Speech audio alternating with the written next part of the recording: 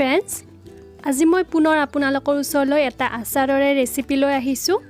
বহুতো ভিউৱাৰ্ছে মোক কৈছিলে যে কেঁচা জলকীয়াৰ আচাৰ বনাই দেখুৱাব লাগে।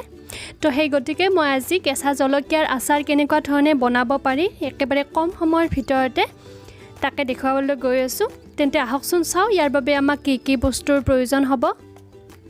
ইয়াৰ বাবে মই 30টামান কেঁচা জলকীয়া লৈছোঁ।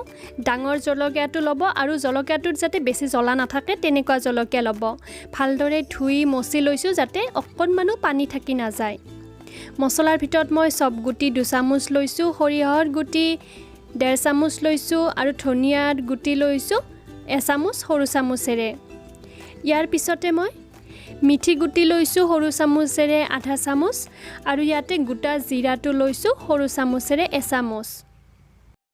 হালধিৰ গুড়ি সৰু চামুচেৰে 1/2 চামুচৰ পৰা 1 চামুচ ল'ব আৰু নিমখটো আপুনি নিজৰ সোৱাদ অনুসৰি ল'ব, কিন্তু কেঁচা জলকীয়া আচাৰত নিমখটো অকণমান বেছিকৈ লাগে, গতিকে মই সৰু চামুচেৰে 3 চামুচ লৈছোঁ। সৰিয়হৰ তেল লৈছোঁ 1/2 কাপ। 1 চামুচৰ 4 ভাগৰ 1 ভাগ ইয়াতে হিং লৈছোঁ, এইটো অপশ্যনেল হয়। ভিনেগাৰ লৈছোঁ 3 চামুচ সৰু চামুচেৰে।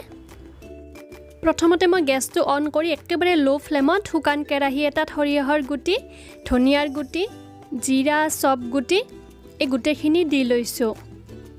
মিঠি গুটিকেইটাও একেলগতে দি গোটেইখিনি 30 ছেকেণ্ডৰ পৰা 40 ছেকেণ্ড সময় ল' ফ্লেমত লৰাই থাকিব। যদি আপুনি ৰ'দত শুকাই লয় তেতিয়াহ'লে গৰম নকৰিলেও কথা নাই। এতিয়া মই এইখিনি প্লেট এখনত উলিয়াই লৈছোঁ। এতিয়া পুনৰ সেই একেখন কেৰাহীতে মই যিখিনি তেল লৈছিলোঁ তেলখিনি গৰম হ'ব দিম আৰু যেতিয়া তেলখিনিৰ পৰা ধোঁৱা ওলাব গেছটো অফ কৰি দিব আৰু তেলখিনি ঠাণ্ডা হ'বৰ কাৰণে ৰাখি দিব।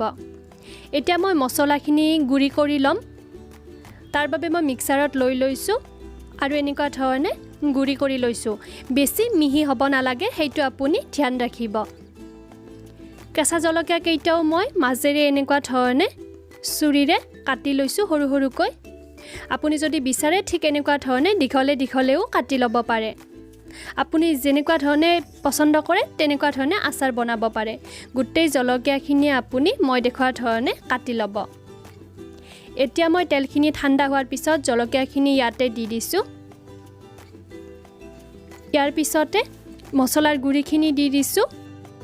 ইয়াৰ পিছতে হিংখিনি দিব, একেলগতে হালধিৰ গুড়ি, নিমখ আৰু ভিনেগাৰখিনিও দি দিব। গোটেই বস্তুখিনি একেলগতে দি ল'ব। এতিয়া চামুচৰ সহায়ত 1 পৰা 2 মিনিট সময় এই গোটেইখিনি বস্তু ভালদৰে মিহলি কৰি ল'ব। যদি আপুনি বিচাৰে ইয়াতে তেলখিনি গৰম থাকোঁতে নহৰুও দি দিব পাৰে গোটাকৈ ৰাখি। এতিয়া মই ইয়াতে ডাঙৰ গ্লাছৰ কণ্টেইনাৰ এটা লৈ লৈছোঁ আৰু ভালদৰে ধুই এইটো মচি লৈছোঁ যাতে অকণমানো পানীৰ ভাৱ ইয়াতে থাকি নাযায়। এতিয়া মই ইয়াতে গোটেই আচাৰখিনি ভৰাই দিছোঁ।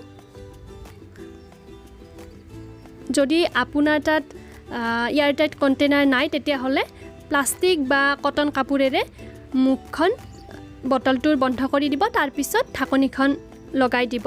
তেনেকুৱাকৈ আপুনি 3 দিন ৰ'দত ৰাখিব আৰু তাৰপিছত যদি আপুনি বিচাৰে 20 দিন 30 দিনতকৈ বেছি থকাটো আচাৰখিনি, তেতিয়াহ'লে যিমানখিনিলৈকে জলকীয়া আছে সিমানখিনিলৈকে কেঁচা তেল ইয়াতে দি দিব, তাৰপিছত বহুত দিনলৈকে ভালে থাকিব। এনেকুৱাকৈ কেঁচা জলকীয়াৰ আচাৰ আপুনি মই দেখুওৱাৰ ধৰণে ঘৰত এবাৰ বনাবচোন আৰু কেনেকুৱা পালে পৰিৱেশন কৰি মোক জনাবলৈ নাপাহৰিব। মোৰ এই ভিডিঅ'টো চাই যদি আপোনালোকে ভাল পালে তেতিয়াহ'লে প্লিজ লাইক কৰিব, লগতে নিজৰ ফ্ৰেণ্ড আৰু ৰিলেটিভক শ্বেয়াৰ কৰিব। আজিলৈকে আহিছোঁ, ধন্যবাদ।